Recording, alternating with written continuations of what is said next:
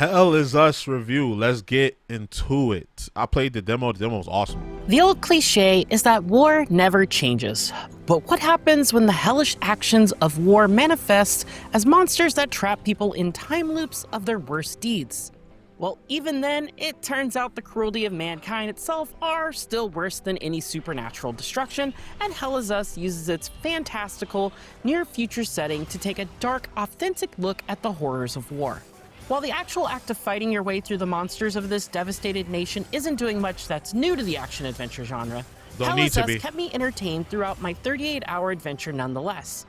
Its combat is simple but satisfying, and its world is full of puzzles that push you to really pay attention, which makes for a campaign filled with intrigue, grief, and sometimes a little frustration. Okay. Hello. Okay. I'm feeling the 8 already off top. Just how they talking about it in the beginning. That's how Jada's talking about it. Hell is Us is equal parts exploration, combat, and puzzle solving. It's a familiar formula if you've played games like God of War or Resident Evil before, but roaming the fictional country of Hadia as Remi, an exile smuggled out of the country as a child, proved to be a different kind of challenge. You're told up front that there is no map, waypoint system, or indication of where to go next. I had to retrain my brain in the early hours of Hell is Us as I adapted to how it does things, like I was riding a bike without training wheels for the first time. While frustrating at first, that frustration seemed to fade away around the midpoint of Act 1, and I could feel myself more quickly pinpointing the necessary clues I needed to progress. What starts as a quest for answers about Remi's missing family, his whole reason for returning to Hadia, quickly becomes a series of puzzles and scavenger hunts that reveal a bigger picture. With both that mystery and a large number of items to collect, the lack of a traditional map or waypoint system meant I found it almost mandatory to keep physical notes on what I had seen. That was especially true as I assembled a lengthy list of puzzles and NPCs that required specific items I had yet to find, with some items that wouldn't even become available until later portions of the story. At first, I think she mentioned, or they mentioned, I don't know if this is a guy or a girl. I think it's a girl, but they mentioned the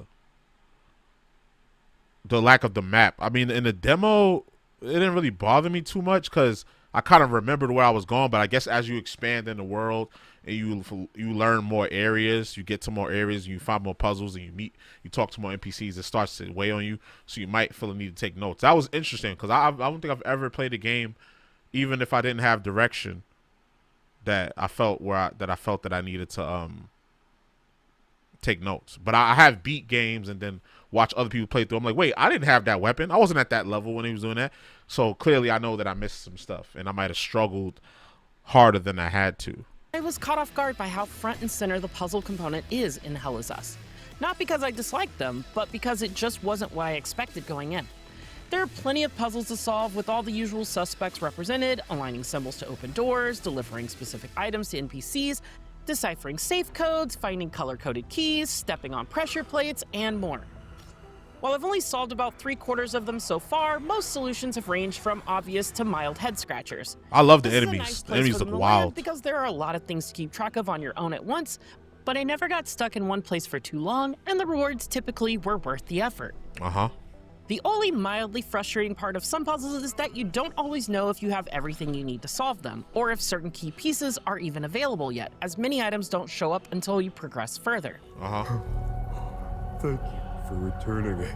That would usually be such a minor inconvenience that it wouldn't even be worth mentioning. However, because Hell is Us takes pride in not automatically tracking the specifics of stuff like quests and puzzles, if you don't keep detailed notes, or if you happen to take a few days off from playing, it can lead to running around lost. in You're like, what the fuck am I doing? Solution. Alan Wake kind of had me stuck like that. Like when I was streaming that game, and that's when I was streaming every day. But even sometimes, because I would stream every day, I would stream like 3 games a week. Like Monday, Tuesday, I play one game. Tuesday, Thursday, I play. Wednesday, Thursday, I play another game, and Friday, Saturday, I'll play another game and be off Sunday, or sometimes I'll even stream on Sunday. But like, it would just, I would come back to the game like, whoa, what was I doing? And if y'all know Alan Wake and Alan Wake 2, it's a lot of disorienting like puzzles you got to do with flipping perspectives and things of that nature. Speaking of running in circles, while the first act is initially pretty straightforward, I found myself getting a bit lost after a few hours. Without a map, it was tough to figure out where I had and hadn't been. You can't progress to new locations without uncovering specific clues or NPCs that give you information about those zones, so I began to lose steam towards the midpoint of Act 1. However, this pain point completely went away in the following 2 acts thanks to the combination of more characters that reliably offer information about the quest, and my own acclimation to how I was meant to decipher the breadcrumbs of the story. Right. Because they give you like a slice of the area that you're going to be in. And if you can memorize the area, you could go around and find everything. To Hell Is Us themes of hate, violence, brutality, and humanity being its own worst enemy. They are seen in every NPC conversation, location, and piece of lore you find on the search for Remi's family. You would think that the worst of what you have to face are the hollowed monsters plaguing the streets and countrysides of Hydia. That's but gruesome. if history has told us anything time and time again, our worst enemies are always Whoa, ourselves. IGN, you sure y'all want to show? Y'all want to be showing this? Stuck with me past the We credits, demonetized. Why y'all going up to that? The harrowing events described by its survivors, and the vitriol characters often had for one another. It's almost impossible not to draw parallels between the horrors portrayed throughout Remi's journey and current events happening in the real world. Hydia's towns are ravaged by war, filled with imagery of civilian executions and propaganda, as 2 fictional races of people, the Palamists and Sabinians, constantly blame the other for everything wrong in the world. Add in the rise of those terrifying new hollow creatures which are impervious to traditional weapons, and it culminates in a believable alternate history with horrors rooted in our own. You gotta attack the core to go crazy with the damage. Hell Is Us wears its grim view of a collapsed civilization and its struggling population on its sleeve. Every major NPC can be asked about Hydia, the war, peacekeepers, the hollow creatures, and both the Palamists and Sabinians. And unlike the obscure puzzles and riddles throughout the world, the characters speak plainly about their feelings on each topic, be that a young girl who calls everyone on the other side murderers, or a member of the military who has no issues whatsoever with collateral damage. When you have a cockroach problem in your home, you don't negotiate with the vermin to leave. Yeah, but you You don't exterminate them. but you While don't these blow up conversations the won't crib progress any though. storylines or assist in Like, side quests, they all relax, have to paint buddy. an effective picture of the current state of the world and how it came to be. We need to progress. The only way to achieve greatness is to rid ourselves of the Palamist swine. These conversations were enlightening, but they are also tough to swallow in today's world, especially when myself and many others use video games as a means of escapism. There were times when it often felt like too much, but the thought of ignoring these kinds of experiences felt cynical and disrespectful to those enduring similar tragedies daily. Even minor NPCs struck a chord as I encountered a small settlement of survivors, many of whom have lost families, limbs, and more. Hell Is Us never strays away from showing the cost of war, and it's better for it. These tragedies aren't just there for show either, as they also feed into the important time loop mechanic. Time loops appear as concentrated spheres of negative energy derived from truly heinous actions such as public executions, murder, and other tragic events, and they can only be cleared by removing an area of its time loop guardians. Though most are optional, clearing them provides rewards like key items for certain puzzles or NPCs and various weapon upgrades, and also stops enemies from respawning in that vicinity, which was enough incentive for me to tackle them when convenient. The Guardians appear as regular hollow enemies at a glance, but are slightly tougher fights due to their higher health and attack power. Although more often than not, they were still so easy, I would only realize I had just faced a Guardian after the fact. So they didn't stand out as meaningful or memorable fights to match the somber moments around them.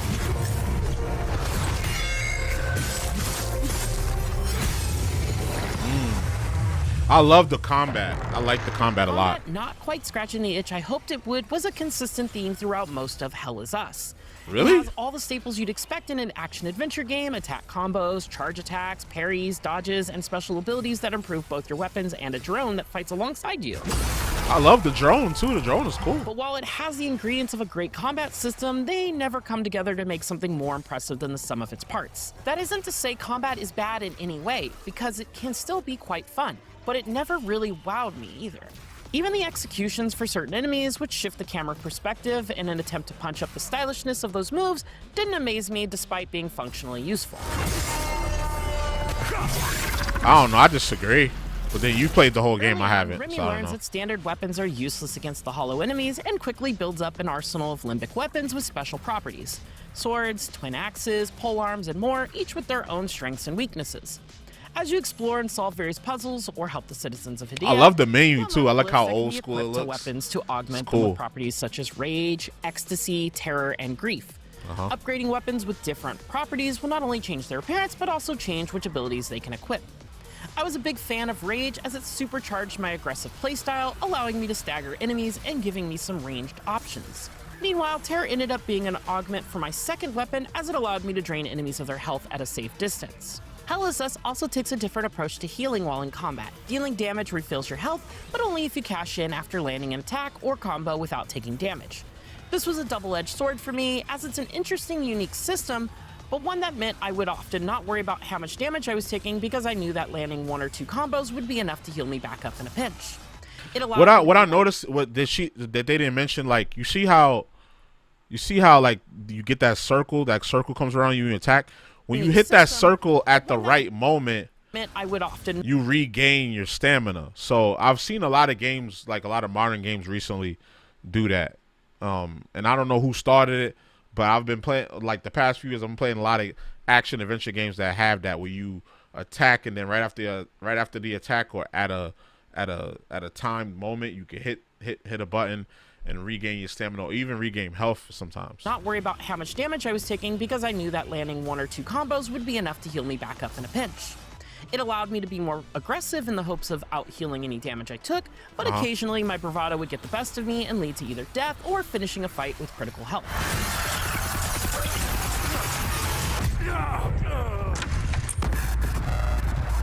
Who is that fat jaw dude? Is that like the main boss? Like, what the changed fuck? as I reached later They keep acts showing with him. specific enemies that could chain attacks to interrupt or stagger me, preventing me from retaliating or causing me to get overwhelmed by a group.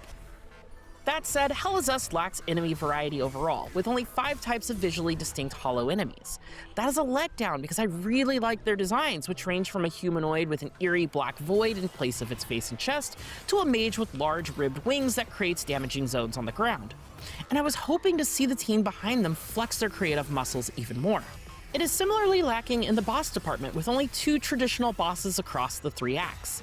It does have a few gauntlets of enemies to fight through that act as pseudo-bosses for certain areas, but they just don't have the same impact after delving through multiple floors of a dungeon. No bosses? That's kind of disappointing. I thought this game would have some elite bosses, but it's kind of disappointing. Only 2 like traditional bosses. Thankfully, the roster is padded out with 12 haze-type enemies in addition to the hollows. These don't have the same cool, distinct designs, instead looking like more generic shapes or creatures made of small, colorful blocks. But what they lack in visual flair, they make up for in challenge, as these enemies were often the ones who either overwhelm me or give me a better fight. Yeah, they got unpredictable attack patterns. Entwined with each other and various haze enemies, preventing them from losing health until the attached hazes have been subjugated. This creates a small dance of taking down the haze and then attempting to defeat the hollow before that haze could respawn, adding a nice layer of complexity to the otherwise simple combat. I'm smelling a 8. Hell is Us is a blend of exploration, puzzles, and combat that, while familiar, pushes you to really pay attention to the world around you in a way that's both compelling and occasionally frustrating. Its stark approach to quest and map tracking forces you to use your own powers of observation Use your and noodle. take notes to solve its challenges, and the puzzles littered throughout the world kept me on my toes more than action-adventure games like this typically do. Though its lack of enemy variety and fairly straightforward combat mean the action sections don't stop. There are enough tools in Remi's arsenal to at least have a good time while taking down its monsters. Hell is Us doesn't shy away from showing the dark reality of a country ravaged by war while doing so, as well as how the worst parts of humanity are, in the end, more harrowing than our most terrifying nightmares. It holds up a mirror to us and the world we live in, pushing the boundaries of its own audience's discomfort Not in mad a at way the that 7, will not mad at stick the with me 7. past any of its fights. For more, check out our reviews of Chronos: The New Dawn or Metal Gear Solid I'm gonna Delta. look that And for one. everything else, stick with IGN. Sir, will do. So Hell is Us. I'm a little bit disappointed with the lack of bosses. They said there's only like 2 traditional bosses in the game, but I'm loving the combat. Out of everything I've seen, the combat and there's just how deep the lore is. I see that they spent a lot of time developing the lore for this place with the 2 different races and the world of Chaldea and how the war went down and things of that nature. That's going to be interesting to dive into from a narrative perspective. And then other than the combat, the puzzles as well. I like puzzles. A lot of people don't like puzzles, and especially in their action adventure games, but I'm cool with it.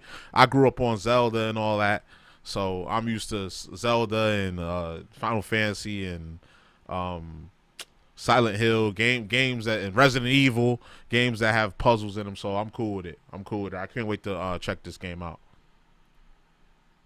So yeah, so you already know the vibes. Like, comment, subscribe, all that good stuff. It's your boy JusticeXFalls, and we out. One.